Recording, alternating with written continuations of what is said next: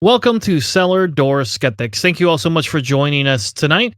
We are on episode 281, and tonight we're going to be talking about Kroger stock buybacks because it's pretty interesting.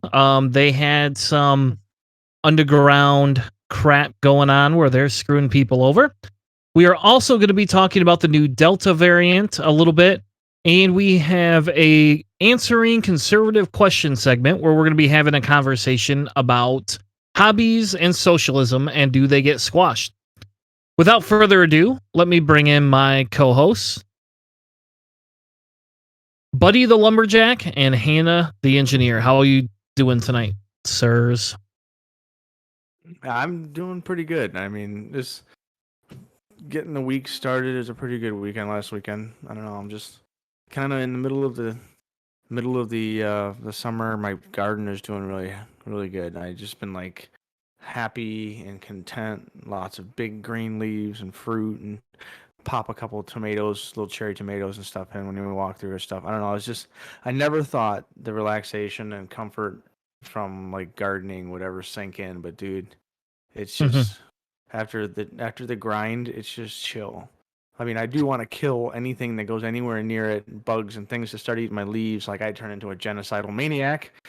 But that Japanese beetle thing is like I wake up in the morning and like there'll just be whole leaves that are completely obliterated, and it's like, ooh, I want to find every one of you and pop it, squish every single one, and ugh. But other Yeah, than that, we had it's the same doing pretty issue. good. Kind of tired. We had that same issue too when we were gardening at our old house. And I don't know what it is about Yeah. those stupid bugs. It's all over the place, you know. It's tough. Like it's one of those things that like in the end it's nice, but like you can't. You could just go get all the chemicals and never have any bugs on any of your stuff, but you also probably don't want to eat that stuff. So like it's kind of like a yin and yang thing. The stuff I use, the diatomaceous earth, which is ground seashell fossils, that seems to work pretty good. But like it makes you look like a cocaine dealer where it lives at your house because there's white powder all over your garden. So like all over the leaves and stuff. Like man, someone Scarface went on a bender over at Hannah's house last night. But I mean, it seems to work pretty good. It keeps the slugs and stuff away. Well, I think that's nice. And the funny thing is I like the idea of gardening. What I don't like though is the actual aspect of it, right? And I don't know if Just it's don't just like sitting me. in the. I don't know. Gardening can be its own, I guess, thing. I don't hate gardening, but I also don't really get excited about it. And maybe that's a lack of exposure or something, or maybe I just didn't spend enough time with my grandparents as a kid. But who knows? I do know though that when I played in the dirt so much that it dried the hell out of my hands. So that was my very first experience with needing to rub the lotion on my skin. Or else my mother was really gonna excitedly hit me with the hose. You get the fingernail, you get a good fingernail brush. So I have one for my job. I'm in grease and dirt and grinding dust and stuff. So like when I ever get home, it's take a shower and I hit my fingers with the bristled brush to clean everything out. Same with the gardening. I like to have a nice little brush to get the stuff out of there. But some people will like just wear gloves and everything too. I don't know. Just get right in there and just if you do a little bit every day, it's not nearly as bad. But I don't know. It's a weird thing that I didn't think I would enjoy as much as I do. But I find it's a nice place. I get an audiobook on, or I'll just turn off the net completely and just listen to the kids play in the background and just get away from the chaos of NPR telling me how bad all the idiots are out there. Just it's decompressing. Well, and I think in my That's world, I just don't like the bending over aspect that much. I think that's what it is. And like, and maybe I'm cheap, but some of it is like, if you think about it, the cost to garden is more than what you're going to pay for the produce. So why not just pay At the the beginning. person that's good to do it for you? Yeah. Just At the personal opinion. beginning, yeah. At the very beginning, there's initial investment cost is pretty good, but like this year, I don't know. I got about maybe $75, $100 in for the whole year, and that's just because I bought a a little electric tiller and a bag of diatomaceous earth. But I had already everything else already. Because if you save your seeds, you don't have to buy seeds. You got to buy seeds once, technically. And I mean, you can even pull seeds out of the fruit and veggies that you buy at the store. So Good to know. Sorry, I had a total brain fart on that one. My father-in-law is back home. His family they have a farm, and so that's in the Philippines. So when we went there, like they of course had their land, and they showed me around, and it was kind of cool because I've got an uncle who works with livestock here, and so I've kind of seen some of Canadian agriculture, and it was just really different seeing it, like way over there where they don't have the tractors, and everything isn't quite as sophisticated and high techy as it is here. And it was funny because they even have different cows, which you wouldn't really think, you wouldn't really put together until you see it, and then you go, "Oh, right, I'm in a whole other different part of the bloody world." But my father-in-law has maintained his green thumb, like our lawn. Like, granted, he probably obsesses a little too much over it, but he's retired, so he's got his hobbies. But we have the greenest lawn in on the block, and it always just looks crisp and well maintained. And for the most part, our plants are doing all right. They look really, really good. People will give us plants because they're like, "I think I might have killed it. Can your green thumb bring it back?" And we're like, "Talk to him. Talk to the guy who grew up on a farm, because he can make almost anything grow. It's amazing." Yeah. I don't know. We did it for a while. My wife liked it. I just don't like the investment of my time into it. And sure, you spent $75, but you're spending how many hours a week gardening? And look, we do this show. I spend a lot of time on the show. I have a second show I spend a lot of time on. And then, I have other hobbies that I prefer. So my cost ratio investment is it's not there, man.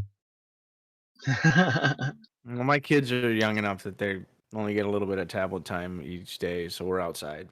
And that's just a thing I can do while we're outside. Otherwise, I can just sit in a chair and watch them swing and scream and yell and be crazy, or I can find something to do. Well, you do what you got to do when you've got small kids. Because my sister she works in education.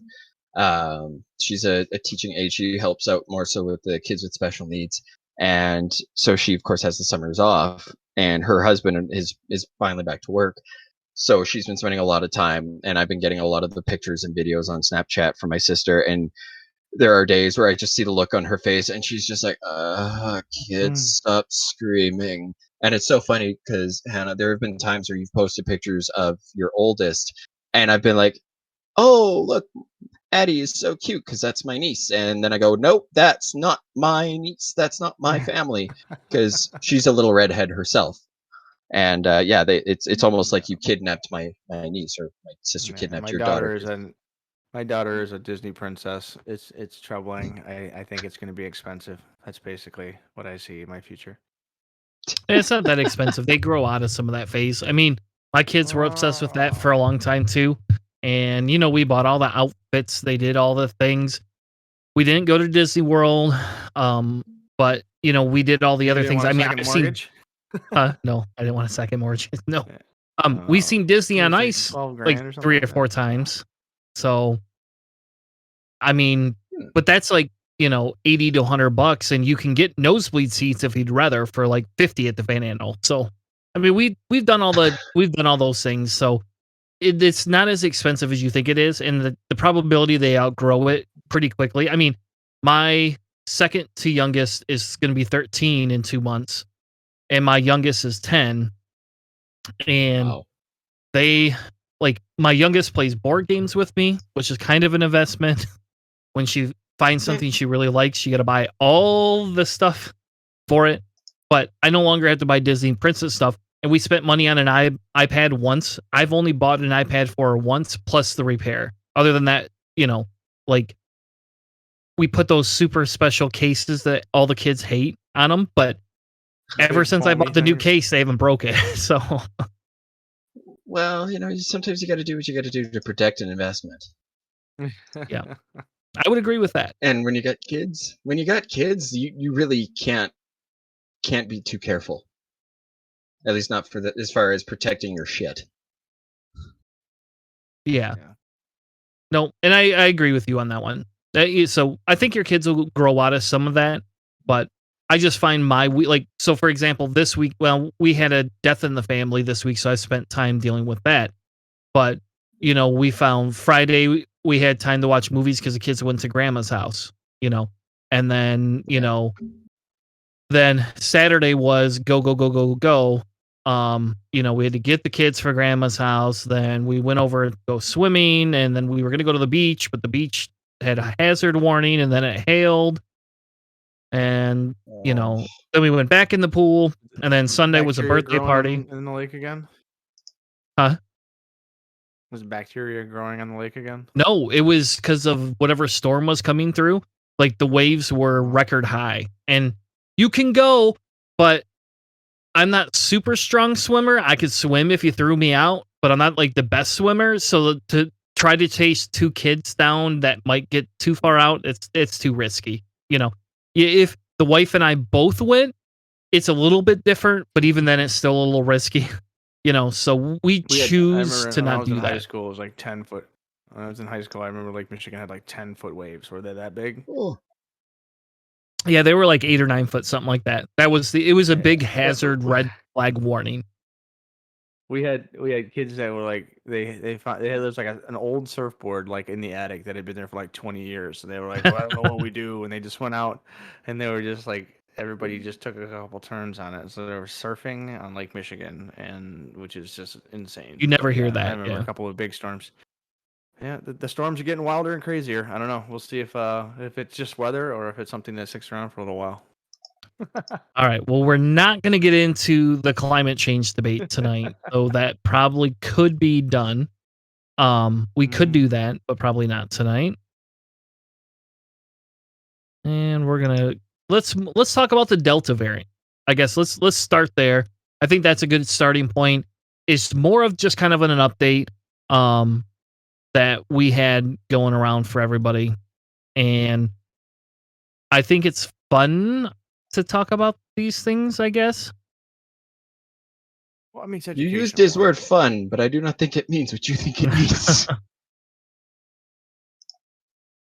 Yeah, I don't know where my image is.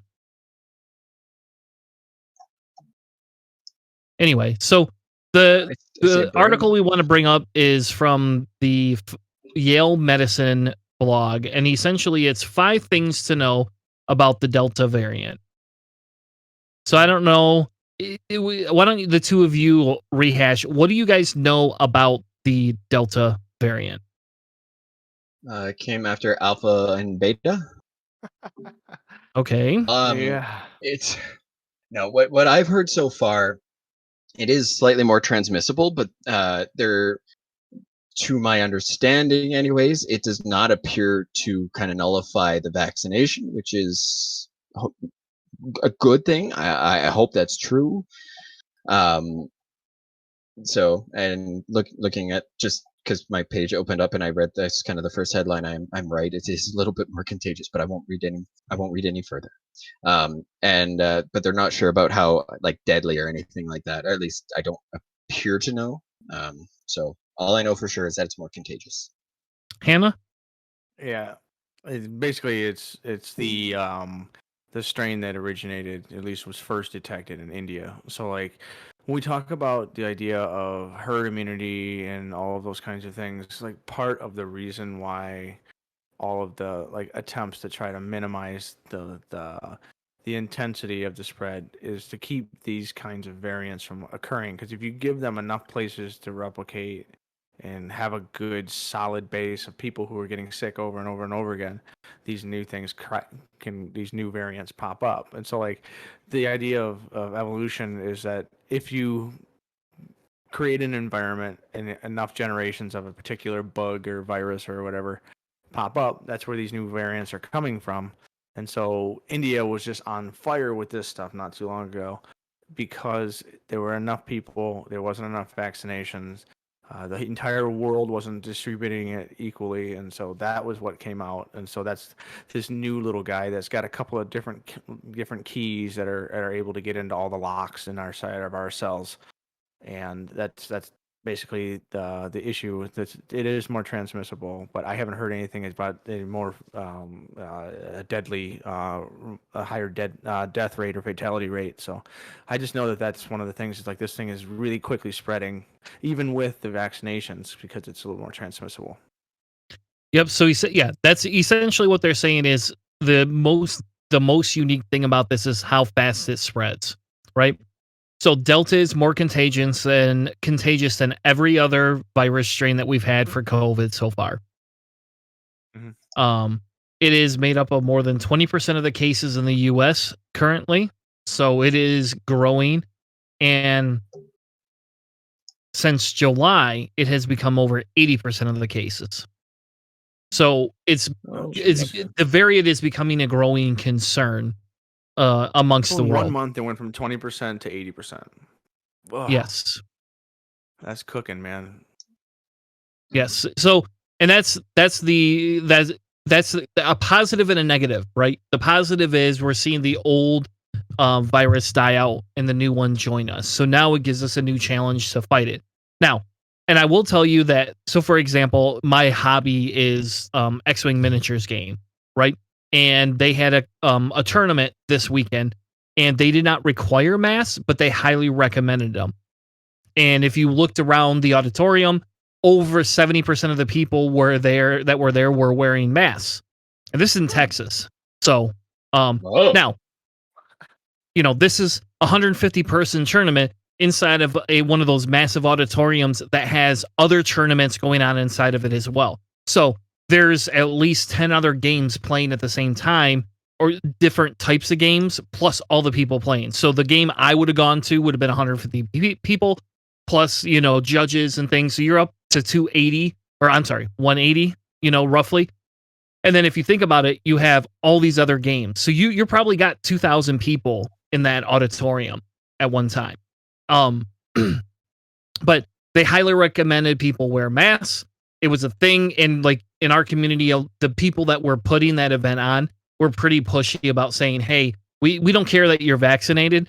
We still want to play everything safe. And in an effort, because we know this Delta variant is coming, we should be a little bit more cautious than we were before. Anyway, so I would also say the board game community is probably going to be a little more vulnerable, I would think. No, not that. I'm thinking they're going to be a little bit more capable when it comes to thinking out a situation, thinking about all the variables and stuff like that. I just think that community is probably going to be above average when it comes to problem solving and simulations and thinking about virus spread and stuff. It's going to be a good group of people that are going to be like, oh, we understand your perspective. We will try to do the right thing, whatever. It just seems like a community to me that would be amicable and amiable to try to find ways to keep everybody safe. Like, doesn't sound like like some of them are, yes. Yep. You still get, because it is a collectible miniatures game, you're not always getting you're getting people that can afford to do things, right? So sometimes that means some of those people are not believers. But for the most part, you're correct. We've seen a high compliance amongst people in that community. The next one is unvaccinated people are at risk. A recent study shows that children and adults under 50 are at 2.5 times more likely to be infected if you're unvaccinated. It's also impacting younger groups. Mm-hmm. The next worry that they actually have is it could lead to a hyper-local outbreak. So what that means is they call it a patchwork, right? Because essentially it's going to have outbreaks in different areas that believe or don't believe, yada, yada, yada. We've seen this beyond the country before. Conservatives continue to push. And then you have areas that are high vaccination versus low vaccination. So the problem they have is that in these areas or communities that don't believe in the vaccination as well, they're going to have extreme outbreaks that we're not going to see. And you know what that does statistically? That for somebody that does statistics for a living, that drives me nuts because it throws all these weird kinks in there. I can't just run normal averages, especially if like a town of 2,000 in Michigan all got it because they all were unvaccinated. And then all of a sudden, you throw that in the population of Michigan, you're skewing my statistics all over the board, folks. Drives me I nuts. was just gonna say that's my wife's hometown. They were in the county that had that one of those. Ugh. So like this was the previous series of COVID variants, and that completely obliterated a town, like massive outbreak. So this new one here can take off. More than likely, it can take off larger and larger areas because it can transmit so much faster. And so like with the resistance that you're seeing in some of the areas when it comes to the Bible Belt, you're seeing whole towns that are just like and I mean, if one or two people get in there, I mean, you could literally, I mean, I don't know how bad it can get because this is supposed to be a little bit less deadly. But if you throw enough people into the meat grinder, it's going to get a few of them, and it sucks that that kind of an example might be what it takes to change some of these minds. Like, if it takes your grandmother to die before you change your mind, I mean, I'm sad that that's what it takes, but some people in the near future are going to have those moments, and they're going to be very, very tough and difficult. And it's like some of the people that are in the hospital and dying, begging the doctors for the shot. I want the vaccine, and then the doctor's like, "It's too late. I can't give it to you. You already have it." Like, and then but it's just you see those stories, and you hope it can change the minds, and hopefully it won't be as bad as everybody thinks it will be. And the sad thing is that when it's not as bad as everybody thinks it'll be, then the deniers are like, "See, it wasn't that big of a deal." But like, I don't know. I don't want to wish doom and gloom on anyone, but like sometimes it takes getting hit in the face with a shovel to realize the shovels are real. Yep. And what the next thing, sometimes the kids got to put their hand on the stove to realize it's hot, no matter how many times you yell at them. No, I'm not you advocating obviously for it. don't I'm just saying that kids. sometimes. I around can enough see kids. Keith. This is Keith's his future Keith kids. has all the knobs on his stove. That's what he's gonna have a 2-year-old. The 2-year-old's gonna walk up to the stove, and Keith's gonna go, "What'd I tell you? I told you that's hot. It's like a Canadian goose. You don't touch it. Don't touch it. You gotta respect them. chicken. Yep, we respect those." Oh my! And the kid's gonna go, and you're gonna go, "No, I told you not to." And then the third time, Keith's just gonna be like, "All right, go ahead." And the kid's gonna touch it, and you're gonna be in the hospital spending $10,000 to fix the damn burn that your kid got because the healthcare to fix the stove because the kids get the healthcare cover. That's fine. Yeah. Oh, damn it! I forgot you're in Canada. Yeah. All right, so your kid's gonna have a deformed hand because he stuck his hand on the metal stove on top of it and burned the shit out of his hand. See, since they have their healthcare covered in Canada, they just sprinkle pennies near outlets just to teach everyone a lesson. It's a good way of weeding out the ones that maybe shouldn't make it through to adolescence. Okay, all right, we're gonna keep moving before we get banned. Oh God, where did all our Let's listeners not go? get tagged for eugenics. Let's not get tagged for eugenics. All right, the fourth thing that they talk about is the symptoms are different, which I don't care, whatever. So the symptoms are different. They don't have a lot of studies, but they do have some good studies that have come out in Scotland and England so far because that's where this essentially started first.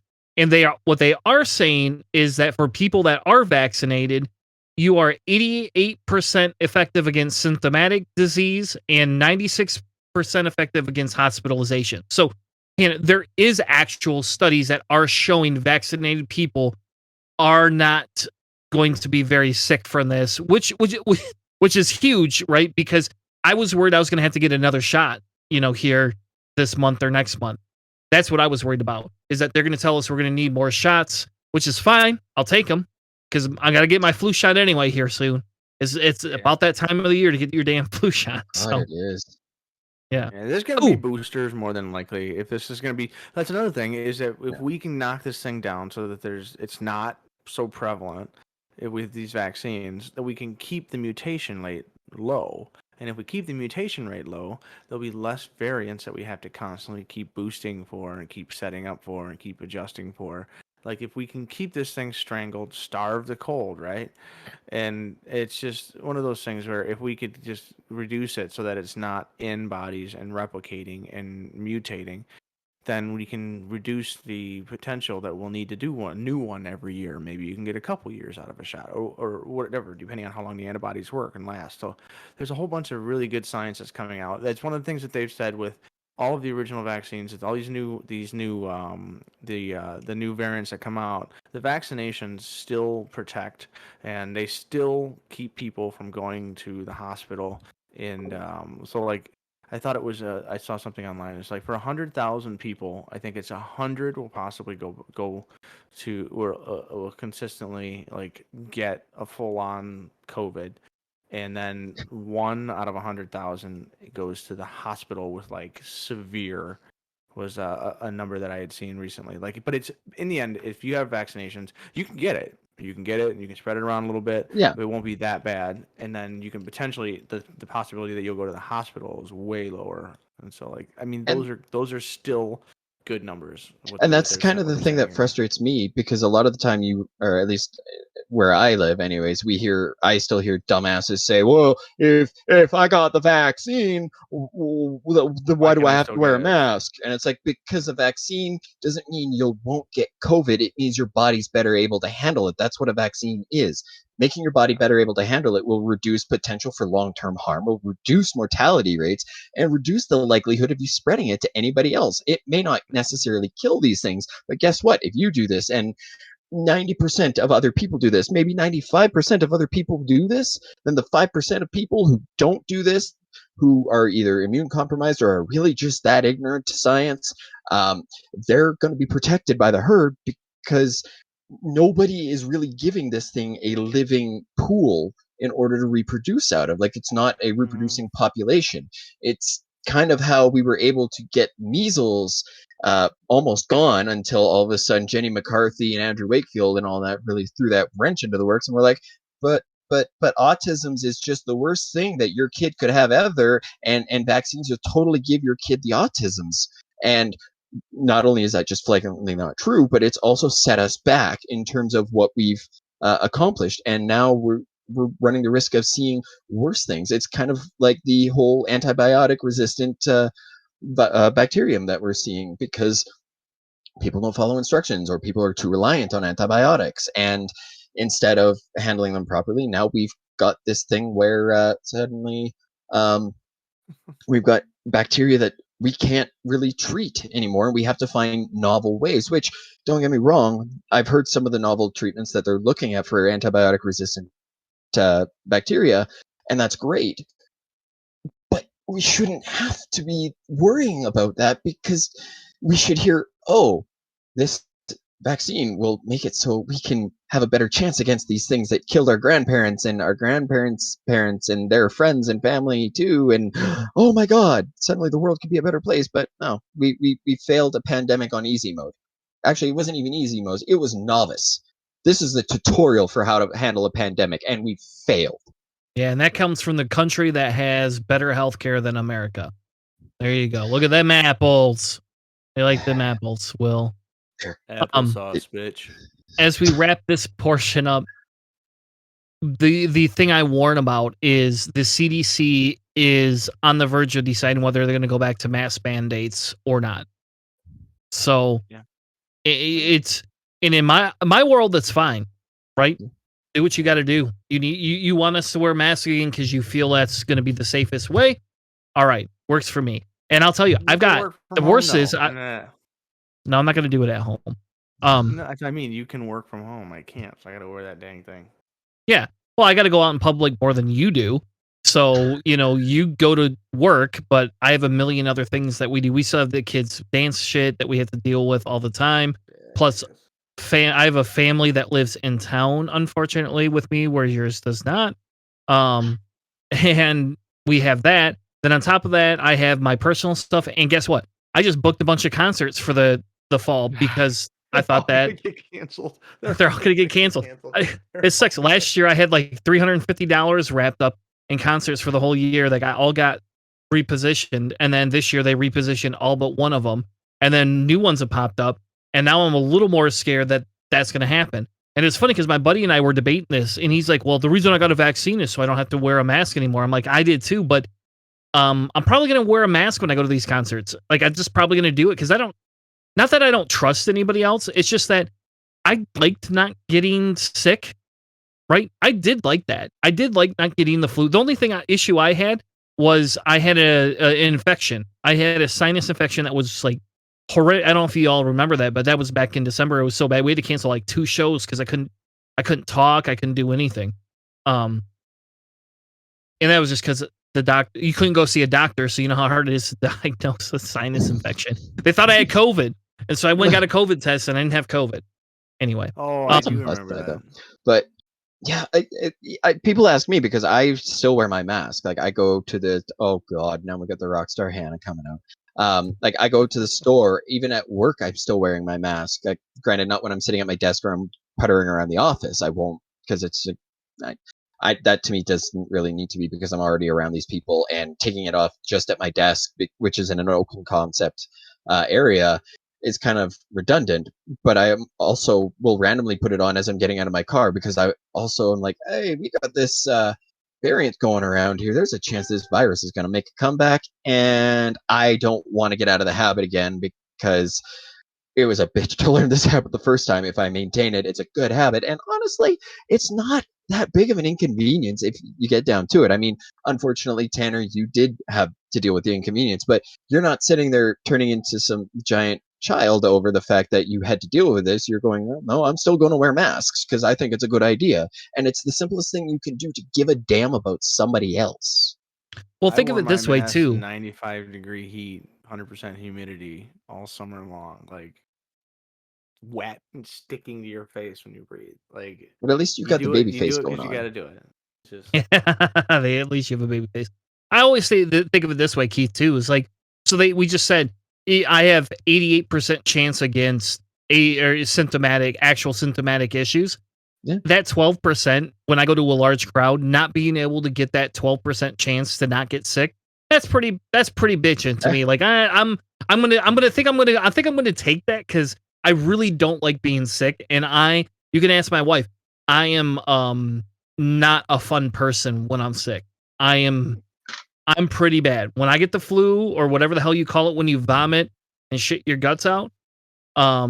Yeah. I am a awful person. I think everything's dying.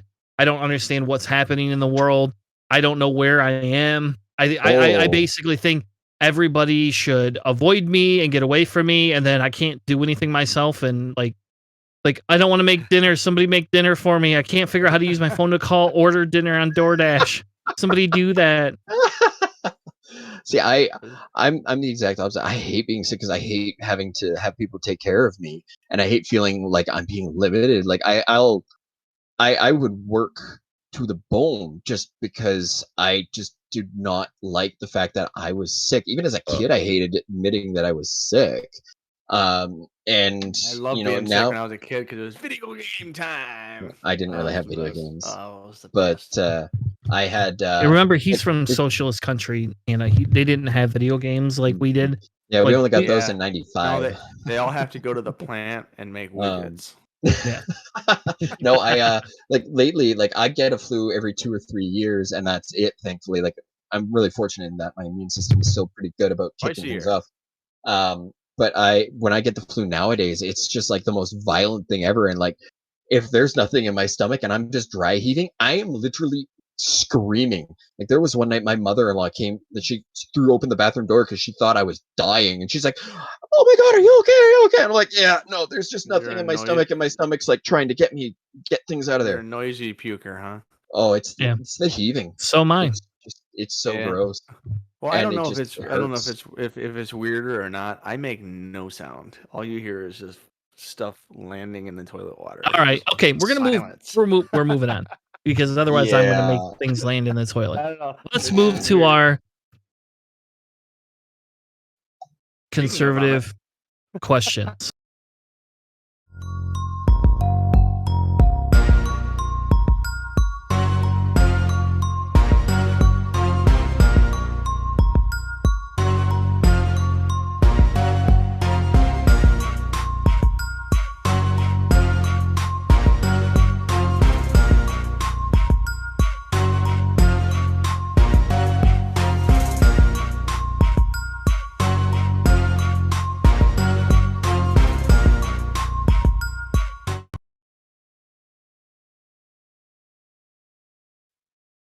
All right. So for tonight, for answering conservative questions, we had from the Reddit thread Socialism 101 a question come to us about hobbies and socialism.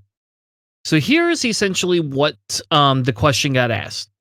Under a socialist system, what would be the criteria? What would the criteria be for when the existence of a hobby industry is allowed to be a thing, and for resources to be put into the development of creation of the products like board games and RPGs?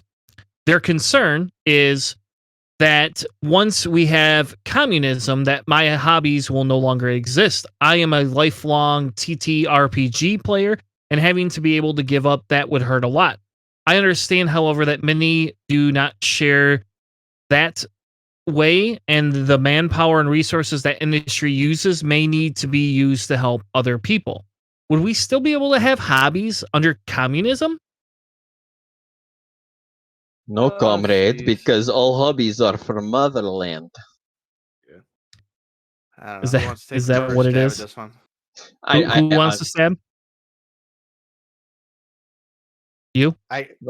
Basically for me, it's this is the entire narrative that he's giving here is just he doesn't understand what socialism is, which is usually the problem.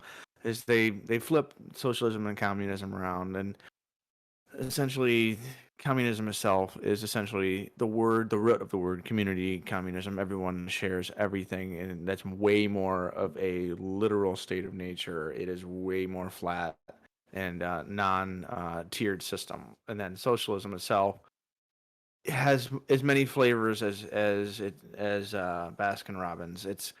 There's so many different ways to do it, and the closest one to communism that socialism had is essentially the non-market style, which is like socialism itself is just characterized by social ownership of the means production, meaning that all of the productive means that we have, they're not private corporations. They are basically everyone gets together in a union style system, and we delegate our basically the worth of our labor and create a system based on uh, it's not entirely democratic, but it's basically the people themselves are going to be gathering the fruits of their labor, as opposed to in the capitalist system where somebody benefits from it and they decide whether or not how much of that goes down to the system. But anyways, regardless, the non-market system is the one that like they socially engineer society.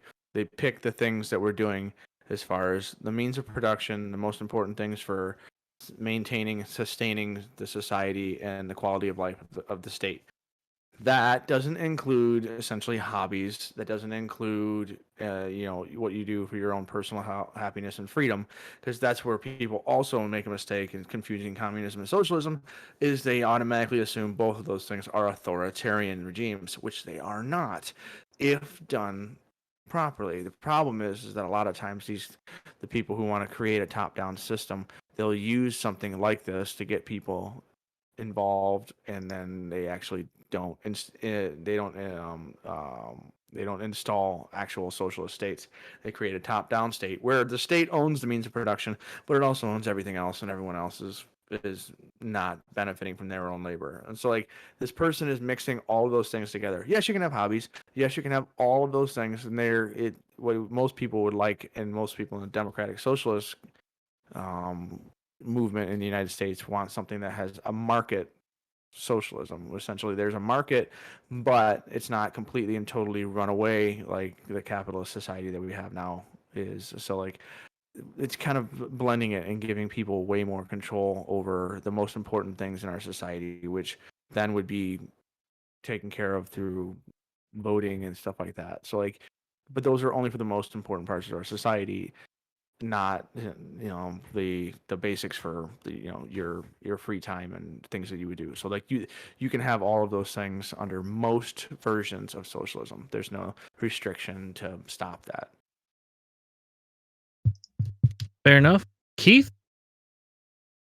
Um, so I pretty in line with what Hannah was saying. I do think I think it's silly to think that hobbies won't exist because that's not really what socialism is about, and neither is communism, really. As Hannah kindly pointed out, the root of communism is community and communal and all of that shit, and basically that's people coming together. Well, guess what? Like when people come together, they're gonna find ways of having fun, of having hobbies, and let's be brutally honest, like it's not like we would be communism equal, what Stalin did in Russia. No, that's not how that goes, and that's certainly not how socialism goes. Like you really want to see, take a look over in the Scandinavian countries. They've got a shorter work week. They work fewer hours so that they can have hobbies, and it's kind of weird how that works out because apparently, according to the free market narrative that we worship here in the free white North America, or anyways, you know, God damn it, I made myself laugh and lost my train of thought there. So it's, the narrative that we have is that somehow work is freedom, which is kind of ironic. That in order to be more free, you have to be less free. It's kind of the weird anti-Chinese finger trap because like you bring it together and away it goes. But in this case, no, not at all. You will still be able to have hobbies because people look for things to do to entertain themselves and have group things. I mean, that's to say that culture is going to be a thing that is completely done away with under more socialism or communism or whatever. Like it's as though the individual completely dies and everybody wears the same gray suit, has the same gray house, and lives on Center Street. Like that's just not the way it works. We're social creatures. We're engineered on Tanner to have, Street. Did you say Tanner Street? for your benefit, you bet I did. We're still individuals. We're not quite at a place where, well, for some of us, we're basically like a hive mind, but that's its own thing. You're going to have hobbies. There's going to be demand for those, and it's not like socialism says there cannot be a market that is not run by the government or that is not publicized. No, there will still be private innovation and private enterprise.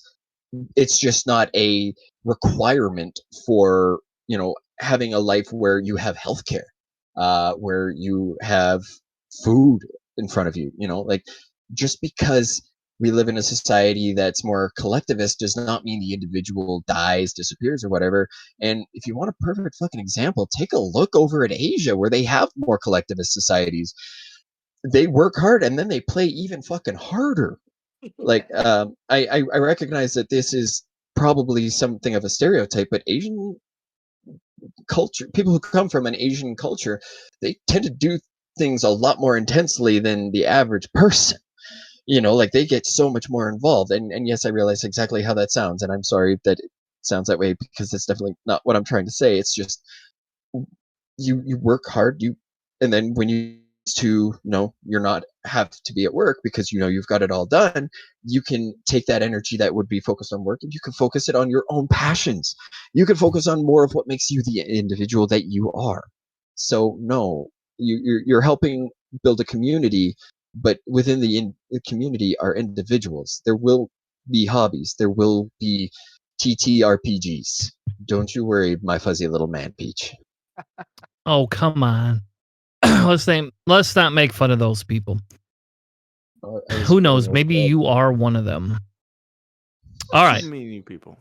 In my opinion, I agree with both of you, but I take a little backdoor seat to this, or backdoor way of going about this, I guess, because in my world, if you have more free time, you're going to be willing to create more. If you're getting all of your needs met, you can create things without having to, let's say you could create things without having to get paid to do them, right? So think if you work 30 hours a week. Yeah. If you work 30 hours a week, I'd have, that's 15 hours a week I'd be saving. I could stream more. That's an instantaneous 15 hours to stream more. We could do more streams. And if we had better politics, we wouldn't even have to have a political stream. We could literally be having an X-Wing stream 24/7 planning phase syndicate for life there, baby. And, if you think about it, you'd all be able to own X-Wing miniatures. And, the one thing is people say, well, you're going to have more games because we're going to get burnt out faster because we're going to be playing games all the time. Well, that's not true. That's 100% not true. There's enough collective D&D material that we could literally replay shit from the 70s and just maybe update it so it's not so racist and anti, women. And we could fix those things, and then we could be playing those. I could play RPGs all weekend. I mean, I could just do that. Especially if I knew that at 5 o'clock I can stop and go get a communal supper, and they're gonna have pork ribs or I don't know, barbecued pulled pork or I don't know, brisket tonight. I don't know, tacos. Tacos. You don't want tacos? Eat the food in your house. Come to the community center, get tacos. We all go take a break, come back. We could keep playing. Soylent Green is people. Yeah. So I think the big thing here. I think the big thing here is that we would not actually see a reduction in this. We would see an extra advocation of it. And the difference is you would have permits that you would get to go through and say, okay, well, we're going to create new games. How do we get a permit to create these games?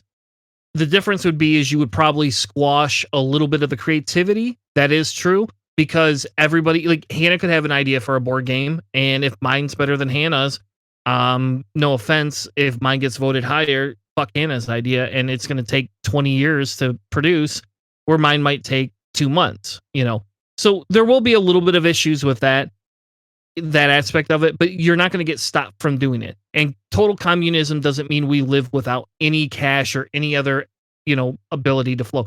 If Hanna, me, and Keith came up with an idea for a Cellar Door Skeptics board game, and we had the time and energy to put behind it, we could create prototypes, get views, we could do whatever we needed to do, and then we could turn around. And that's when you sell it back to a manufacturing facility to say, hey, we've had 50 people play this game, or we've had 100 people. Can we create prototypes in your factory on our free time to distribute to everybody else? And if enough people like it, then it means it's a mass appeal. And while I understand communism has to have some sort of trade good value to it, as long as, whatever resources, if we have the principle, what resources we're taking in are resources we're putting back out, we won't have you don't have to have a need to have a sustainable financial system for all of us.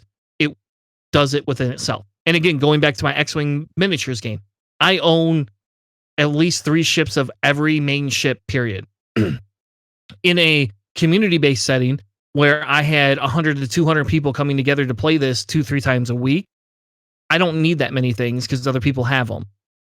And we could just share lists and all these other things. And what makes that game fun is the points changes, the new content that comes out. None of that has to change, because if every city had a pocket of 200, there is zero reason why they would ever stop producing this shit and shipping it across the United States. They just wouldn't do that. It would never happen. They'd be like, no, this is popular. We're going to keep producing this because it makes people happy. And everybody should go out and play that game, period. And that we're going to have a convention, and Hanna's going to quit gardening, and he's going to play X-Wing miniatures, and that's all he's going to spend his free time doing. And he's going to teach his daughters to do it. And it's going to be a family thing. That's how this is going to work. Anyway, so the answer to your question, I don't remember what the dude's name. Did we ever say what the dude's name was? I don't think we did. Puzzle-headed math 489. There you go. So basically, are we going to lose our hobbies? And like only the most absolute, staunchest, complete authoritarian regime version of the socialism or communistic perspective would be something that would shut down all things. Like nobody's proposing something that absolutely just oppressive, because it immediately devolves into something that's no longer, the perspective or point. Yep, exactly. All right, well, let's move on to our stock buybacks. And if Kroger is evil, better than Myers, or just plain, we got to fix it because capitalism has failed us all and socialism is the only way to run society.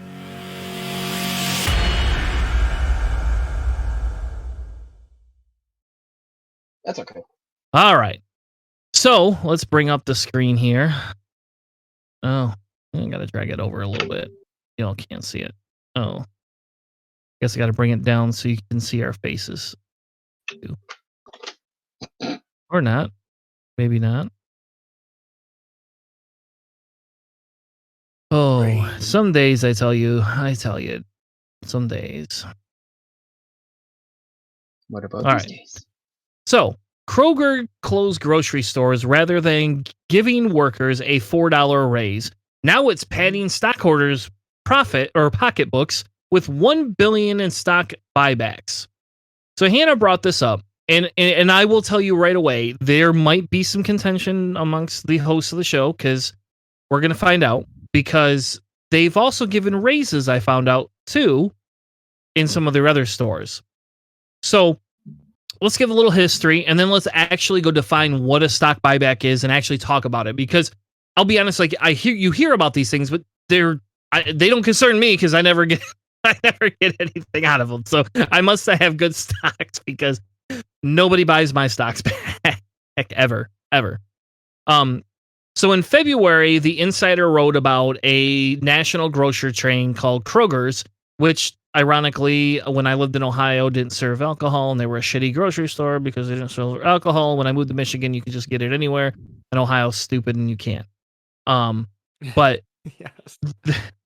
Kroger's was the grocery store to go to when I was growing up in Ohio. It was just, that was like the thing. Like, I didn't know what Meijer was until I moved to Michigan, and they're like, oh, well, this is like the Kroger of Ohio. And then you go to the east side of the state and there's Kroger's all over the place. And you're like, okay, why do I have to have Kroger's and frickin' Meijer? Like, this seems stupid. Anyway, so they had some low performing stores in Seattle and Long Beach, California. After the two cities passed laws requiring grocery stores to pay frontline workers an additional $4 an hour for hero pay during the pandemic, these giant corporations essentially said, nope, we're done. We live on razor thin margins.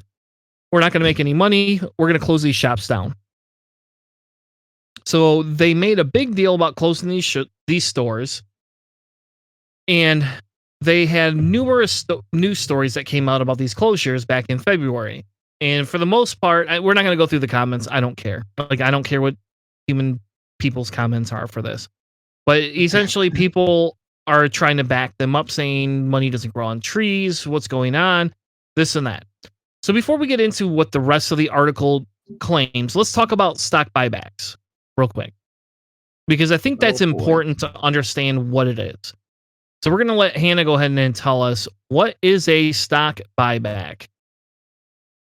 Usually what a stock buyback is that when a company puts out its full set of stocks. So companies can issue, they can split, they can control the number and amount of stocks that are put out there.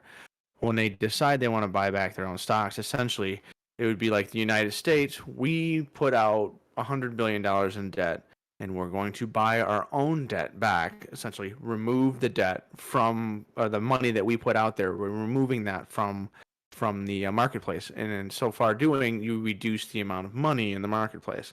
So you increase the demand, or you reduce the amount of outstanding debt that you have. The stock buyback kind of works like that. There's a certain amount of stock that's out there in the system, let's say $100 billion worth. If you cut that in half by buying $50 billion worth, now those stocks that are out there represent the company itself in a publicly traded market. It's still valued at whatever that company is valued at, but there's now half of them. So the people who still own stocks, they either get their stocks purchased back and they go up in value, or the value, they just, there's less of them out there, so that the value of that stock can increase significantly. Sometimes it's so hold on. I'm going to ask you some questions. I want to ask a question. So let's say you have a company that's worth $300 million. Do you usually, can you have stocks for a $300 million company? Is that's logical, right? Yeah, the valuation. So like when it's in the public, when it's publicly traded, when they have an IPO, they say, yep. Everybody just says, okay, we value this company at X amount of dollars. Okay, so it's a little bit different. Like, represent. So for example, my company is a like $120 million company, but we're not publicly traded. That's just like our actual gross dollar value of our company. So if we became publicly traded, people could say, well, we believe this company's worth $300 million because we believe they're that good of a company. Correct? Mm-hmm. That's what you're telling me. Yes. Basically, yeah. Okay. So good. So that's established. So if we're publicly traded, we have $300 million in stocks. They're all out there, and all of a sudden the company goes, "Well, I want to buy some of these back." Mm-hmm. If I'm a stockholder, am I going to get a choice in whether my stocks are bought back or not? Yes or no? Yeah. You have to choose to let them purchase your stocks. Okay. And so let's say I own like 10 shares of that company, and they go, "We're going to buy these back," and I'm going to go, "No, you're not. I'm not going to let you buy them." Can they offer me more money for my stocks than what I paid for them? Okay. Yeah. So let's say they tell me, "Well, we'll tell you what, because you only own 10 stocks, we're going to give you 100 times what you owe because we want these stocks back." They can do that legally, correct? Yeah, they could. So if I own 10 stocks and I'm worth, let's just say $1,000, and they're like, "We're going to do 100 times that," that's like what, $100,000. I would take that just because I could put that into my house instantaneously. I could put that into my house. Like I wouldn't even actually reinvest it. I would just pay my taxes and invest it in my house because I'm greedy. That's kind of what it is. Is like, and the other thing is like, there's so many stocks that are out there that you could be like, I refuse to sell. It could be your GameStop stocks, right? I refuse to sell. I'm going down with the ship. It's only $100 of my money or whatever. And so like, no matter what, the company can't purchase your stocks, but there's usually so many stock out there that they are able to find a investment, hedge funds or something like that who own big chunks of all kinds of stuff, and they work the sale and basically buy back. And so the company itself, typically in this situation, feels that it's undervalued. So they're saying, we have all of these stocks out there, and the stocks are trading at X amount of dollars. When you add all that up, that's basically the valuation of the company. We think it's undervalued. We think it should be worth more. And so what we're going to do is invest in ourselves. So essentially, we have $100 million of extra money. We're putting that into our company and owning our own shares back. And what it increases the valuation of the company, and reduces the number of stocks out there. So it increases the value of the stocks that are out there as well. But so why? And again, I'm not trying to be complacent here. I have to ask the question because like as a newbie or somebody, if you were a new person coming into this, like, okay, so if you're worth $300 million, let's say you buy 50% back because you believe you're being undervalued. So there's half the stocks in the market. Why are you still worth $300 million? You're not worth $300 million anymore. You just bought back all those stocks. How are you worth that money? How are you still worth basically that? What they're saying that it's worth the $300 million still, but now there's only half who the said number of stocks out there. Who makes that decision? That's the market basically saying that's how much they value you for. Why is it's? But and again, I'm not trying to be obstinate. I'm just trying to understand. Why would the market say you're still worth that amount of money? If you took a $150 million hit because you bought these stocks back, you're no longer worth $300 million. Unless your gross profit is $300 million, then fine, maybe you're worth $300 million. But if your gross profit is not $300 million and you're just inflated because you're that good of a company and people want to invest in you, like Apple, for example, people invest in Apple. People waste their money on Apple all the time, and Apple always gives really high dividends back. So what they basically, from Investopedia, what is market value? It says it's the price an asset would fetch in the marketplace. And so playing with the stocks and stuff like that, reducing the number of them that are out there, essentially you purchase them all and you reduce the number of stocks that are out there. And so the older ones that are still out there, those are worth more. But that stock valuation and all that kind of stuff is relatively more like a numbers game, because what it is like if you took the company and sold it, what could you sell it for on the market? And so that's basically how they create that $300 million valuation. But wouldn't that change Wouldn't that change if you bought your stocks back? Yes or no? Why would that not change? Like, well, it would change it a little bit, because they're like, when you buy back your stocks, essentially you are owning more of your own company, right? So like the total number the total amount of ownership is still based on that 100% pie. So if you buy back 50% of the stocks, then you own 50% plus whatever you owned before. So you are an even more controlling partner in the publicly traded company. So you have even more control, and that could be seen as a negative thing, which could lower the valuation. So like if Elon Musk bought up 100% of some small company, people would be like, "That's a terrible idea. I hate what that guy does." And so that company could lose valuation and lose money because he's he's unpredictable and could cause trouble like that. So like there's all kinds of things that get mixed into like what kind of valuation these companies have. But essentially they with the stocks and the buyback, they're basically playing the numbers game. Is that they when you have a certain amount of money, and that when they do the IPO, it's like X amount of stock are available, and they the market says that stock is going to be worth this much money at this value. These are the number of stocks that are out there, and that initial valuation, it all goes into a bunch of spreadsheets and calculations and stuff. So like a lot of that stuff is it's hidden in boardrooms, and there's gatekeepers and stuff. So like it's really, in my opinion, it's murky and it's not very transparent. And so when I really go through this like idea of the buybacks and stuff like that, what I'm basically seeing is that a company is taking money and they buy back, and usually what that does is that increases the total number of profits because it reduces the amount of money that you have and people that are out there that own your company, and so that'll increase the profit ratio, profit margin, and what they take those profit and they turn those into dividends and give them to the shareholders who are still there. So all the people who just bought their stocks back, they're going to get a bunch of money back because they now own more of the company. And the people who didn't sell their stocks, they're going to get dividends, so that they didn't get the full value of the stock that it was sold. They get these dividends, and they get basically perks for keeping their stock. And the people who sold completely, if they sold at a good price, they make money hopefully on that. But they're completely out of that company now. So like it's just there's all kinds of moving parts here. But what people are upset about in this case is basically that Kroger was shutting down things and saying they couldn't afford to add more money to their payroll. But they were purchasing large portions of their own stocks back, giving those dividends to the investors, saying that, well, we had all this money we could invest back into our own company and redistribute those funds to a bunch of those funds to the investors, and not distribute them to the employees who were saying, listen, we think our labor is worth enough that you should pay us. And Kroger just took the money, played a bunch of shell games with it, and then the people who own the company and already have, in most cases, a lot of money, got more money. Okay. So I'm still not 100% in agreement per se with how the stock dividends and all of this shit adjusts, right? Yeah. And that's fine. It's really complicated. And as an engineer, I have a cursory understanding that I can basically follow who's doing what. But like we could maybe do, if you wanted to do one, we could do a deep dive into like what some of this stuff is. But my guess is people would probably be better off finding an expert on YouTube. Maybe we could find a link. We're not. Yeah, we would have to bring an expert on. Bring someone in. Yeah. So that's fine. I'm playing devil's advocate because this article explains the motives they say is typically, if they're saying they're undervalued, therefore it's a positive thing because they're reinvesting in their company, right?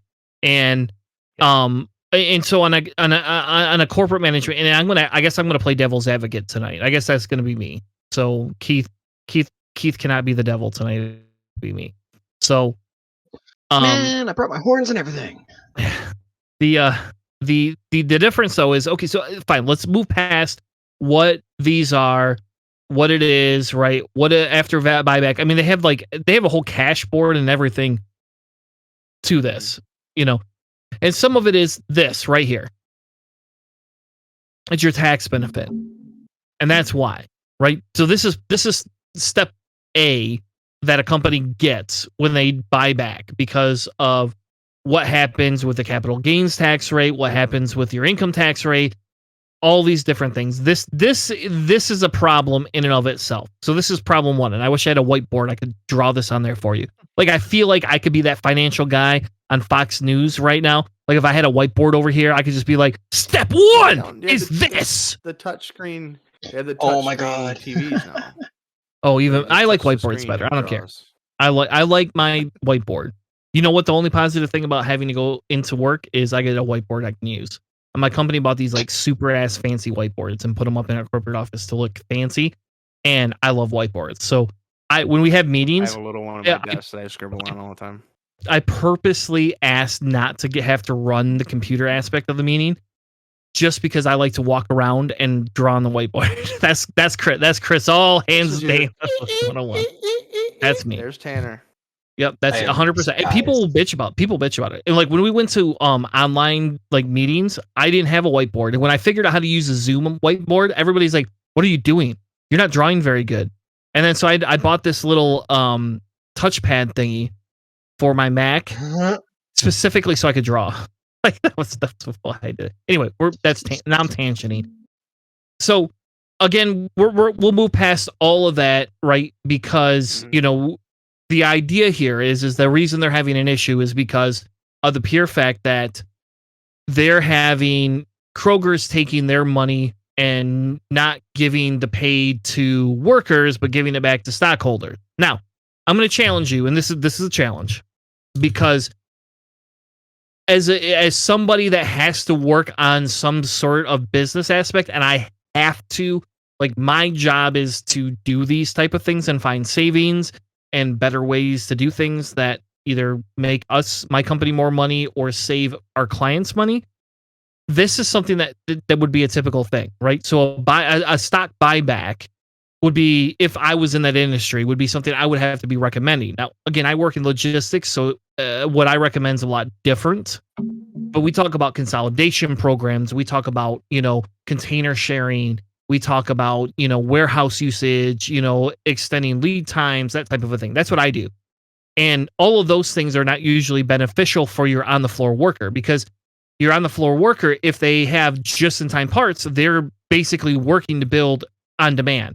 And if I'm saying, well, you're going to store X amount, you're going to do this, you can actually reduce your labor pool by 10 to 15% because you don't have to have just-in-time. Your cost of carrying inventory, and now, again, I'm sorry, I'm tangenting, but your cost of inventory carrying it is higher because of the fact that you have to spend more money on warehousing stuff, and you could be spending it, whether you're warehousing it or whether you're warehousing it overseas to get shipped to you, to reduce the amount of shipping costs you have.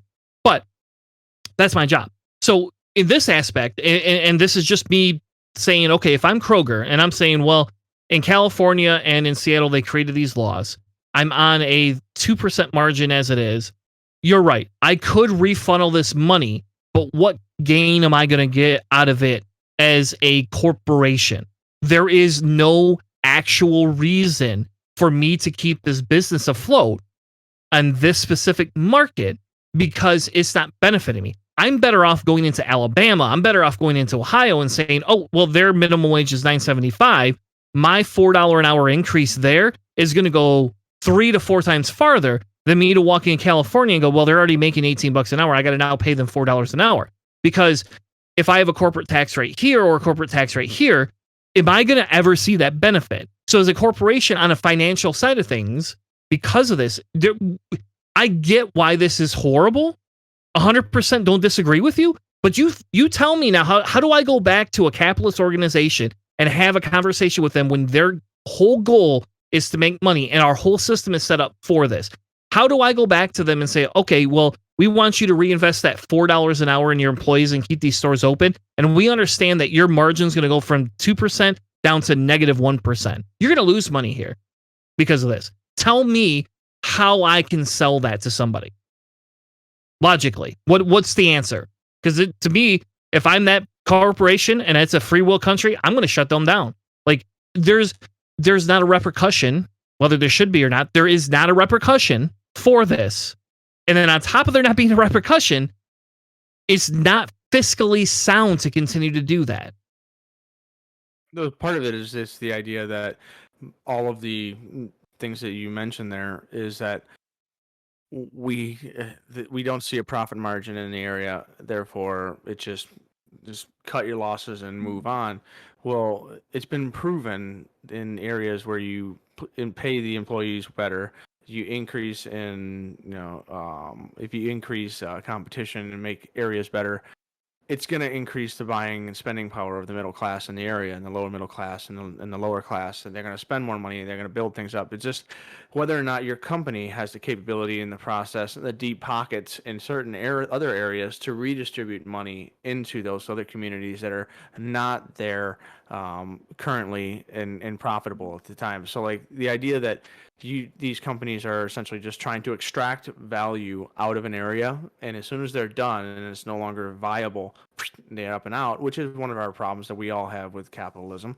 But like that company is going to say that, and my argument is essentially that if you pay those employees well, they will spend their money in your store. They will spend not as much as like if the whole city was making more money or whatever, but in that town, in that city, having that $4 an hour hero pay or seeing increases like that company could advocate for that 4 hour to be part of the entire state or city's increasing minimum wage, investing in its user base that could potentially grow the spending power of those communities. And then but like that would be corporations lobbying the government to try to get what they want.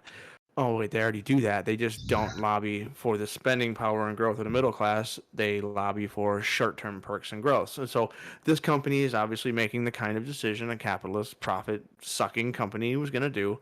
I personally think that these companies could be leaders, companies like Costco do when they go into a community and they build and increase the spending power of the area, and like they invest in good things. So like I think there's an argument there. Just one of those takes a lot longer and takes a lot more altruistic, Okay.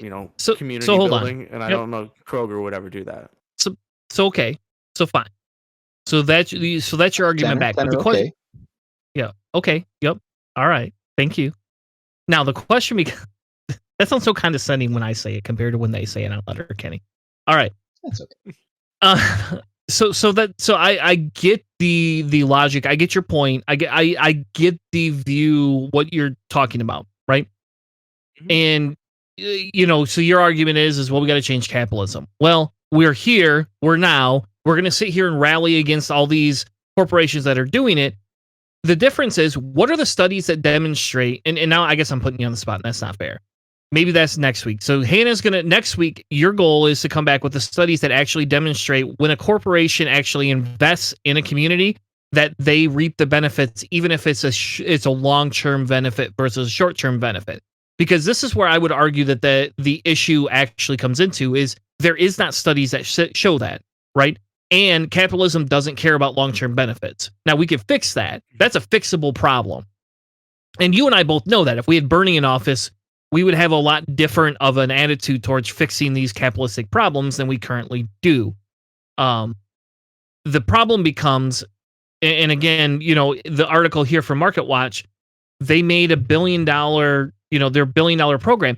This was announced back in September, and we're just now hearing about it in June, almost a year. Well, it's July now. Shit, I'm really, really gone, I guess. But we're now hearing about it a year and a half, almost a year and 3/4 later. This is not something that's new, and I don't mean to shit all over, like going through this segment, but like this was a problem back in October last year that we should have been addressing back in October, and it got this little tiny article is what Market Watch put into play, right? And that now, oh my God. This is just one particular story that went pretty popularly viral, but this isn't entirely. So in March 2020, March 20th of 2020, it's a really interesting thing. So like the tax stuff that you were talking about a while ago for tax credits, it's something that the Trump tax plan, the what did they call? I can't remember. What was it? Tax Credit and Jobs Act, I think is what it was. Tax Credit And USA. yeah, Tax Cuts and Jobs Act. Anyways, but like the Trump tax credit buyback thing for all the taxation and stuff they changed. Well, Trump was slamming companies like Boeing and other airlines for buying back their shares, which they got from the 2018 tax overhaul. So Trump himself was mad at companies for using the things that he essentially created in these tools and things like that. So like the idea of the trickle down stuff and getting all these boosts and all these things, like they did all this stuff as far as the tax plan so quickly, so chaotically, so insanely that they were just realizing what they had written in the thing. And this is stuff that these companies are seeing, these benefits, seeing these boosts, and these are things that are new tactics that are really profitable. And there's a nice Forbes article that I just cursory did a search with that basically talks about some of the reasons why the Tax Cut and Jobs Act led to buybacks. And there's a variety of reasons. They're not all bad. It's just that's just a new tactic inside the new tax system or the tax overhaul that happened. And so like these are just the places where the corporations see their biggest return on their investment, their lowest amount of taxes paid, and they have people who they pay $100,000, $150,000 a year. That's their only job, is to set up their tax plan so that they get the most money back or pay out the least amount. Like, so this is a logical place for them to go, because we all look for our best deal on all of our taxes as well. So they're using tax buybacks or using the stock buybacks as a tax incentive. If the tool is there, they use it. Now, there's a variety of people who would be in power who would want to change that. So that's part of that too. There's an incentive for buyback because it's smart fiscally if you are a giant corporation intent on maximizing profit. Yep. Yeah, I mean, to your point there, like, yes, for the goals that they're going for, yes, they're doing they're doing a good job. That's exactly what it is. It just kind of went back because you guys were having a good conversation. I didn't want to interrupt. It just reminds me of from when you were saying, the benefits of putting the money in the pockets of the people as opposed to corporations. Months ago, this tweet happened across my timeline, and it was one of those financial bros who likes to justify, or who pretends they're a libertarian, but really they're just a hyper-capitalist looking to screw anybody over to make a quick buck.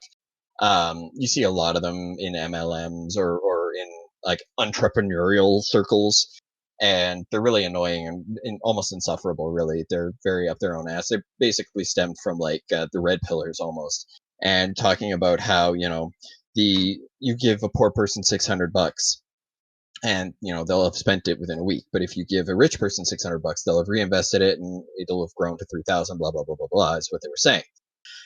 And I'm sitting there, I'm like, no, that's not how that works. You don't do that. No, you give that person $600. You give a poor person $600. That $600 is going to go right back into the community because when they're not traveling, they can't afford to. Come on, that's a rich people thing now. They can't travel, so they're keeping their money local because they're going to spend it more on the things that they need, paying off some of their debt, maybe paying for food, transportation, and it's all going to be circulated back into the local economy. You give a rich person that same money, nothing's positive is going to come out of it. It's going to get hoarded away. It's going to get stashed away because, I'm sorry, a billionaire is really just the only episode of Hoarders you will never see because we idolize them instead of recognize that they're a problem. So anyways, that's all I have to really say about that one. I just wanted to add that. And I don't disagree with you. And so the problem is, what we're discussing here is really not the problem of Kroger. It's the problem with how society is structured, what we allow for capitalistic intent to happen. And in my youth, we'll call it, I mean, I'm not super old, but I am old now compared to what I was in my 20s. And in my 20s, I used to rally against these companies. I used to be super against Pepsi. I used to be super against Taco Bell because they would screw migrant workers over like crazy. I technically am pretty still against Walmart. I don't shop at Walmart unless I have to, type thing. I hate Amazon, but I don't not shop at Amazon, right? Because of the convenience. So the problem is now in my older age, I look at things and say, okay, well, hold on. So Kroger's is still an evil corporation, yes, but the difference is not actually the corporation. The larger issue, what we would call the actual bottleneck, is what our corporate laws allow for and what our society accepts as a guidance. So, and here you go. Kroger's, this is literally their first quarter results and analysis. And this is from June this year, 2021. They claim they raised employee wages 50 cents an hour. So from $15 to $50 an hour on it, $15 to $15.50 on average. Here's my problem. they were able to raise it, plus still do a stock buyback, which somehow in magical stock land still made them millions of dollars. They raised their stock portfolio 2 times. That's what we saw in that Market Watch ad. Is they went up. What it was 2 times. Yep, I think so. Yes. Yep, they went up to $2 a share. Come on, get off this. Get off it. $2.92 a share from $103 a share. Right? Mm-hmm. So you're right. Could we invest in those other markets? So this is where I'm going to disagree a little bit. And I'm going to say if it's a failing system in those specific areas, we have to move away from it. There has to be a way to move away from that and fix the failing thing. So the Seattle and the Long Beach, right? Those were just failing stores. Giving those raises are not going to fix their income. They shouldn't have to bleed income from other states. What we need to do is structure everything so it becomes a lot closer and more equal across the board. So you want to live in California, great. But it shouldn't be because you can afford to live there now. That's why you can go there. Like, for example, my job, what I make, I couldn't go live in California, at least in the majority of it. I can live in the fire area. I can live like in the fire. We call it Fire California. That's where I can live and still have my job. Because you're right. I work remotely. So like I could live anywhere in the United States and do my job anywhere. I can live anywhere in the world actually and do my job as long as I'm willing to work the hours that they want me to work at that time. But the idea should be is we have to create an equality among states so that if you live in California, you don't need to make $27 an hour. And when my corporation is based out of Cincinnati, Ohio, right, I'm now worried about having to pay California and Seattle prices because not only is that actually bad for capitalism in the long run of things, it's really bad for creating equitable, sustainable life and companies across the United States, hands down. And that's the biggest issue is if we had more equal pay. But the problem is, to me, is not as much saying, well, screw you, you pulled out of these 2 specific markets, but yet you're doing $1 billion buyback. The bigger issue is you only gave 50-cent raises across the board. Go ahead and dump those 2 stores and give larger raises and cut the $1 billion buyback.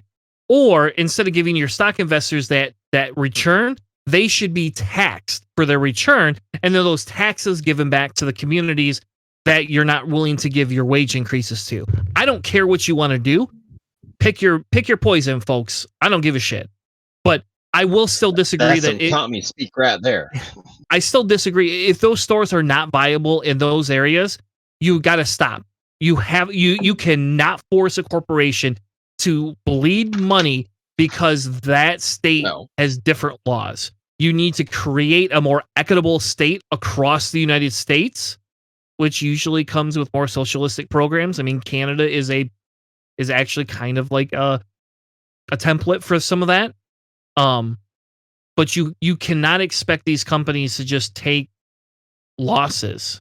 You just can't. And you could disagree with me. I'll let you rebut because I just spent 10 minutes ranting. No, I just don't see it. I don't entirely disagree. I don't disagree either. But the problem is that companies have found ways of redefining what taking a loss is in order to avoid taxes. And the prime example of that is the former 45th president, Trump. He is the perfect example of the problem with that big companies, they can go broke or bankrupt or whatever, and somebody is still somehow a billionaire or can still call himself a billionaire.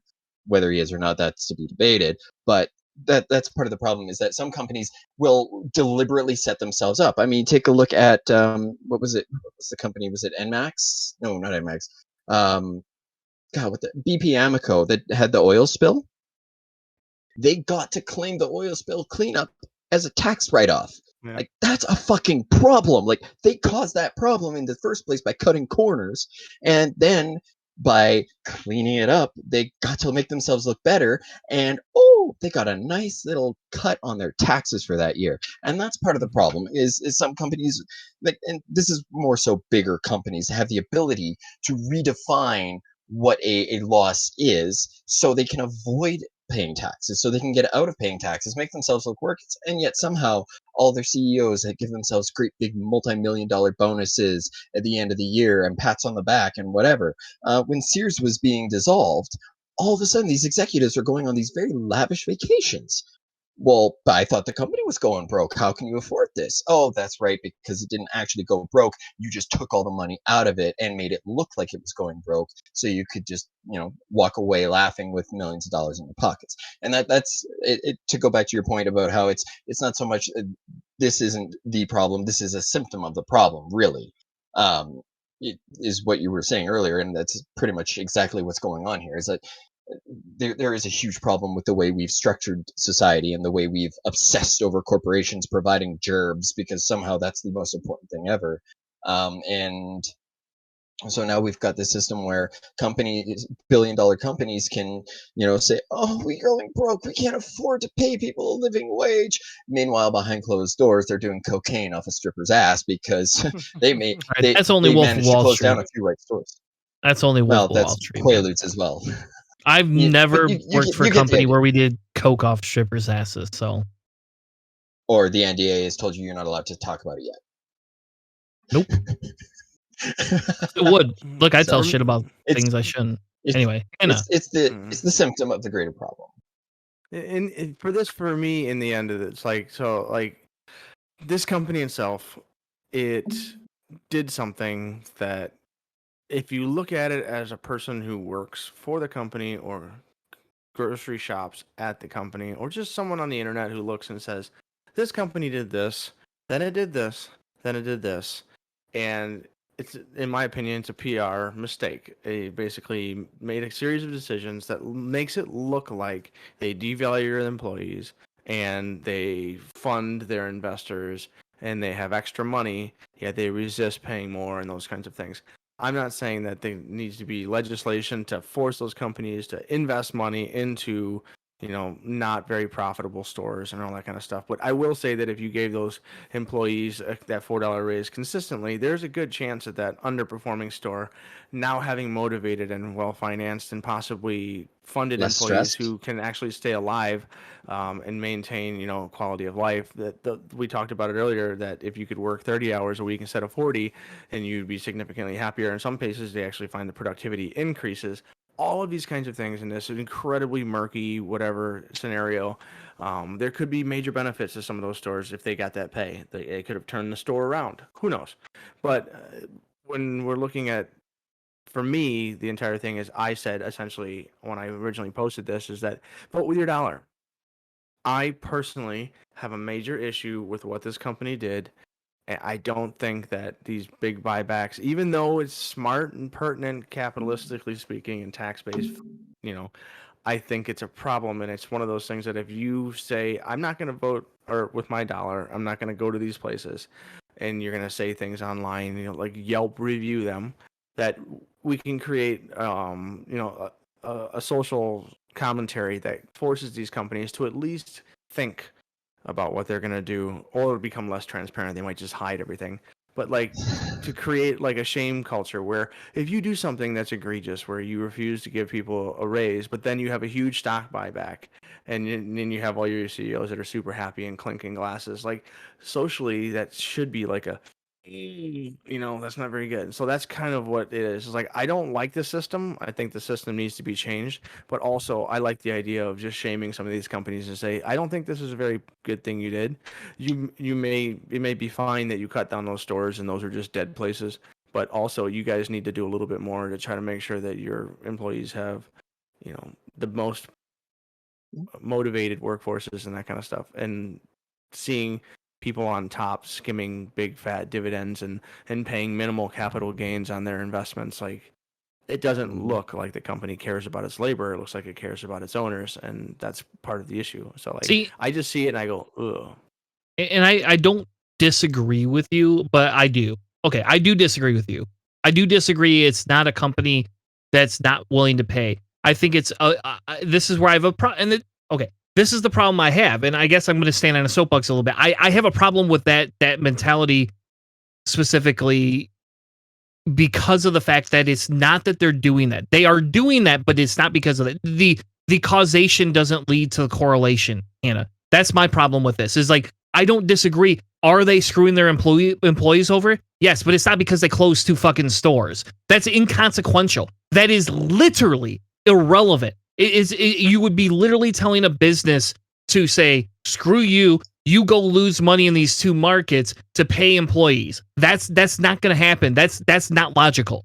The difference is when they say 50-cent raises, and they're saying Kroger's going to give 50-cent raises, and I apologize, Biscuit. We're talking about Kroger's stock buybacks and whether it has a correlation with them closing 2 stores or whether they're just a shitty company all around. And I'll agree with you. That's a shitty company thing to do. Them saying we gave a 50-cent raise and had $1 billion buybacks and we doubled our stock price, that's a problem to me. But it's not a problem because they closed 2 stores. I don't care about that. I don't care. Fuck their stores. Those are 2 stores. And even if they're 4 stores or 6 stores, I don't care. If they close 50% of their stores because of that, I would agree with you. Now we have a different issue. But the 2 to 4 stores that they closed, I do not care because those are markets that are creating an issue rather than the fact that the company is wasting their money. Because that company is going to do that and they're going to close those stores whether they did a buyback or not. That's inconsequential. They're literally going to do it. So your causation is the fact that they only gave a 50-cent raise across the board and they only spent $300 million, but yet they made $1 billion in revenue for their stockholders. That's the correlation. That's what we should be screaming about. The other things just clickbait to me, and I'm not trying to be a dick. To me that's clickbaitish, and that's when I first got into this. I was all excited, and then I was like, well, hold on. I actually side with the company a little bit more in the criticism that they're receiving for those 2 stores or 4 stores. I don't agree. Says the anarchist. I'm sorry. Like, you're right, but the anarchist in me is gonna. Capitalistically speaking, you are totally in the right. And this story is basically one of those things that it may be clickbaity, but you know what? People, when they see 50% raise and $1 billion buyback, it may not be enough of a personal connection story where they can get people motivated to be interested in this. And these are the kinds of things that, yes, the average raise increase is paltry, and shutting down this store was bad, and then a huge buyback. Like, all of those things are pertinent things to hopefully get some people interested in saying, well, why is all this stuff allowed? And that's kind of what I do. So, like, and in that aspect, I'll agree with you then. I can grant you that if this is a loss leader bullshit article, I'll agree with you in that aspect. Like, if we can motivate more people to have this conversation, great. Why are these stores failing? Why do people are allowed to pull out of California and Seattle because of the cost of living and all of these things? That's a different conversation. I just think and again, I caution us and I caution everybody to say, do not utilize this as fuel for the fire to prove your point. I think this is a good conversation starter, but in the long run of things, the bigger issue is the fact that they gave minimal raise increases. They didn't give out bonuses. They didn't actually do very much for the fucking employees in the majority of the states. And yet they handed money back to stockholders because then the stockholders can reinvest that in other companies. And that's the problem. Yeah, the Trump tax plan gave them a massive tax break for doing a stock Sure, there you go. Yeah, yep. I mean, it sucks that they had to close down the stores. And I mean, I get, there's a big negative impact on those communities and the people who work there. And I mean, I understand that sometimes in order to protect their interests, yes, these things will happen. And that's an unfortunate part because the people who actually suffer are the people who needed those jobs in order to, pay for their next meal. So yeah, I see where you're coming from, Tanner. This is like the stores that got closed. That's not quite as big of an issue. I mean, yes, it is an issue, but the bigger issue is the fact that, these they've basically spat in the face of their employees who they told, no, you have to be exposed to a deadly virus even in the midst of a pandemic and deal with domestic terrorists who want to get in your face about the fact that, I don't want to wear a mask. I can't smell my own breath. That I don't brush my teeth, man. I refuse. And then they go and, they pat themselves on the back. Some big corporate CEO, whatever circle jerk of investors who benefited immensely. So I see where both you guys are coming from, and you're both kind of like pretty much on the same page, but I think it's just because terminology is a little different. That's why there's kind of the disagreement. But yeah, Tanner, you're absolutely right. Like it's a bigger issue than just the 2 stores. Yeah, because my argument against that aspect too is why are we relying on corporations to feed the people and to clothe the people and to pay the people? Absolutely. And this Absolutely. actually just stems from a larger inequality and inequity situation, really. I mean, there's an inequity within the United States, and there's an extreme disparity of wealth distribution in California, Yeah. in Seattle. Definitely California. California is the easy one. Seattle, I don't know enough about to. Candicornia? Yeah. Um, I don't know. So I for me, it's just a caution point to say, hey, before we jump off the deep end on one little thing, let's look at where the corporations could be better, and then let's look at where could our corporate laws actually change things. Because again, if we all had UBI, them closing Kroger's down doesn't really harm us Yeah. in that aspect because they can go out and get other jobs. And in fairness, and again, this is gonna sound very capitalistic of me, but in fairness, when you talk through these things and you look through them, what that does is open up an opportunity for local companies to stop exporting Yeah. goods and actually utilize their natural resources in that state to supply those areas. Because you could create a smaller chain store that's not this nationwide chain store that does these things. And that's my, again, that's true socialism. Socialism doesn't allow for large capitalistic corporations to have a freaking Kroger's and everything. Sell your damn model, how you run your store, sell it for a low discount or give it away as a free commodity and let other small local stores pick that up. Because if your service is, and this goes back to service, if your service is better, yeah, we'll get people to come. Period. Because you ain't gonna walk into a grocery store where somebody goes, "Yeah, I didn't clean the toilets today," and go fuck yourself. There ain't no carts. You could go get your own. People ain't gonna go to that store. You're gonna go to the store that gives you all the stuff, and they're like, "Yeah, we cleaned your cart today. Would you like a complimentary mask? We're asking that you guys all remain 6 feet apart."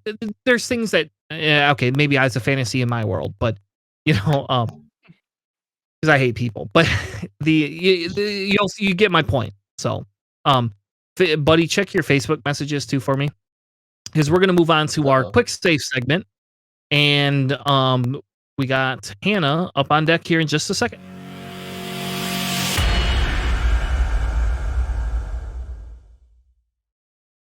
Well, you got it. Yep. Now I got your quick save up, buddy. Your quick save, and I'm not gonna pronounce the name of it because you're just gonna make fun of me. No, so I'm basically riding hard into my childhood this week. There's an author, David and Leah Eddings, where fantasy stories of this is stuff that's been around for a while, but the Belgariad is the first 5-book series that fantasy epics. It's just a simple, easily accessible, written in 82 and 84. So it's one of those the earlier books that was written before some of the new modern style stuff was going around. So like it's very accessible and cheap. But there was stuff that I read when I was younger, and after going through basically all of Malcolm Gladwell's book, and I just was like really slamming a lot of audiobooks of like serious content, social commentary, deep thoughts, deep thinking. I'm kind of eye bleaching my brain with some fun, easy to access, and there's enough jokes in there that I didn't understand as a child that I now can enjoy as an adult. A book series, and if anybody's like, if you're a fan of the Lord of the Rings, but you want it to be a little lighter, a little less linguistic, a little less punishing when it comes to the logic and the series of things and all of the different lands and the different races of people and the relationships. Like it's just a simple, easy to get into and get out of and just kind of ride through. And I mean, the audiobooks are like 7 hours long, I think it is. I mean, you can burn through those pretty quick. And so like it's just a nice fun thing that I've just kind of been just chilling and enjoying some simple books before I either get back into a podcast binge or get back into some other books or music or whatever my next thing that I'll be on for a while. But this is just one that brings back a lot of memories, and I've just been enjoying kind of reminiscing about the days when I used to have enough time to sit in the summer and read a book just in a chair in a car when my mother was driving or other things like that. It's And are you going going to tell us the name of the books or the series? It's It's called the Belgariad. I thought you heard me say. I'm not going to say it. I'm But going to make you say it.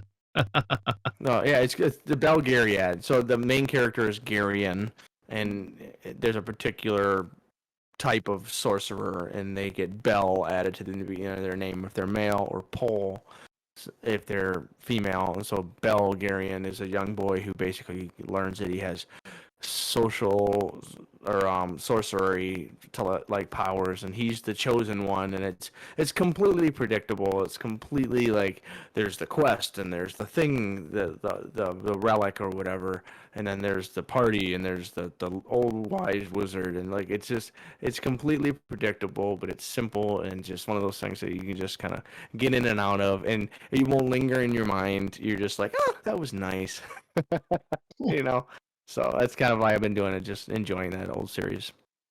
No, and I think that's good. You know, like I like that aspect of it. I mean, I've been obsessed with Star Wars books. Robert Evans officially has his released his audio, or it's not an audiobook, but a physical book. He's actually read the copies of it now on his podcast, and so like I can now go back and read his whole book. And so I'm going to do that. That's the next one I get. That's the next book I got to read. But actually, I think I'll add these to my thing, especially if I could get them from like my local library as an audiobook. 7 hours. That's like 2 days for me. My library has all of these books, multiple series that they have, and then on top of that, they like nobody's renting them or borrowing them. And so you can just download the whole series all at once. You don't have to wait for any of the books or anything. It's just, you know what I mean? It's like the obscure fantasy books. They're just in there. And so when I read books, the only two types of books I typically read is like educational ones or fantasy books. And usually my fantasy leans to like anything that's Game of Thrones-ish or Star Wars. Those are it. Just those two. That's where Game of Thrones is significantly more complex than this. But I don't need you just got to have some. I just need something that I can play while I'm working that, can just be a fun experience. So I've added that to, I added it on my library app just a few seconds ago on my phone. So hopefully I'll be able to, when we're done with this, go into it and look at it. All right. So the next quick save is from Keith about the most common cognitive biases. So it's just about one of the most common cognitive biases. It's not even a 5-minute video. I stumbled across it the other day, and it's a channel that I'm actually looking to get more into. Yeah, Tanner, I can see why you wouldn't want to try to pronounce it, because even I'm sitting here and I'm like, Veritasium? Yeah, I'm not going to say that either. I don't know. Yeah, I don't really know how to properly pronounce it. If anybody does, please feel free to send in a pronunciation guide. But essentially, the crux of the video here, and I actually, when I was watching this, I made a couple of notes because I wanted to send it to my wife, because I was like, oh, this would be perfect for your students. It explodes. It exposes a flaw in the way we think and the way our thought processes can be naturally biased, and how counterintuitive scientific thinking can be, and why it can be difficult to grasp, but it also grasps the importance of it. I don't want to give too much of it away, but I will say, like, essentially what the host does is he gives a 3-number sequence and says, try to figure out the rule that suits these sequences, and using another number sequence, I'll tell you if your number sequence is correct or not. And eventually it's found out that he pulled the fast one and simple rule that he had in place for how he figured out his numbers. But because people weren't trying to disprove what they thought it was, they weren't able to figure out what it is. Now, I know I kind of figured it out a little quicker than some of the other people in the video, and that's just because I'm neurotic enough that I'm constantly questioning myself. So I'm always trying to prove myself wrong. But that's the most important part about science, is that, you're not only looking for how you're right, but you're also looking for how you're wrong. And it takes a great deal of masochism, I think, to be a very good scientist, because most of what you're doing is basically, well, I think this is true, so I'm going to try every way of it not being true to see if I'm right, essentially. So I think it's worth the watch, and I think it's definitely something that everybody would do well to kind of reflect upon, is the whole idea of metacognition and the way we think and approach problems, and critical thinking in general, because it's something that is just getting more and more important as we get to a society that is quicker and easier to jump on bullshit and enable bullshit opinions, and harmful bullshit opinions at that. And like I said, we went through a pandemic on novice mode basically, and we still failed. And a strong portion of that can be lumped in with a lack of ability to fully engage in critical thinking and the self-reflection that goes into it. So, take 5 minutes, watch the video, see what you think, and reflect on it. If you decide you don't like it, just tweet at me. And what's your Twitter? My Twitter is @BuddyLumberjack. There you if you're going to tell people to tweet at you, I can't bring it up on the screen, so, not that quick. All right. My quick save is just kind of it's a silly Vice article, but essentially it is a Vice article that says the universe is a giant donut that we live inside of. New research suggests. Now, I'm not going to tell you I believe this specifically in any way, shape, or form at all. But I thought this was hilarious because I am now just telling people that I believe we live in a donut, because it's pretty amazing to be like, hey man, is it a bad day? You know what? We might be living inside a universal donut, just so you know. So if you want to eat a donut today, I bet it tastes good. I bet you get one like a Homer Simpson, get some strawberry frosting, get some sprinkles on it. Just give me that. I don't eat many donuts, obviously, because I'm telling you about strawberry sprinkled donuts instead of like all the other fancy shit you can get. Anyway, so there is a paper.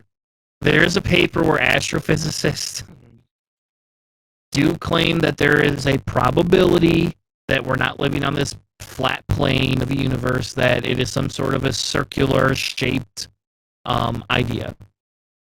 Again, this is like just high level craft theory, right? Like this is just Rick and Morty type shit. That's what this is, and maybe it's because Rick and Morty had. Go ahead. Until they solve all of the different possible equations. Like the possibility that the universe collapses in and on itself, and it's basically like a snake eating its own tail. There's all kinds of really wild theories out there, and until they get more specific and we start getting better and better theories and evidence to back it up, they are possibilities, incredibly small possibilities for the weirder they get. But some of these things, like this, there's a guy who's in mathematics. Well, part of it is like we don't understand. We don't know why the universe is the shape that it is, and why the fact that it takes 14 different dimensions for quantum theory. Like why do we only interact with 3 or 4 then? So like there's all kinds of really weird stuff out there. This is an entertaining one. It's cool. There might be some truth or some little tiny kernel in here that helps us solve something inside this theory. But if not, donut. I'm going to go on believing that we are a giant donut instead of run by an evil, malice, restrictive piece of shit god. There you go. I can at least have that fantasy, because donuts are a lot more comforting than the god that sends you to hell. All right, there you go. With that being said, thank you all for joining us in another Cellar Door Skeptics. We'll be back next week, Monday night, 10 p.m. Eastern, with another show right here on Twitch, later uploaded to YouTube. You can follow us here on Twitch by subscribing or following us, and same as YouTube and all those other fancy places, or in the podcast world if you do that. Thank you all, and have an amazing night.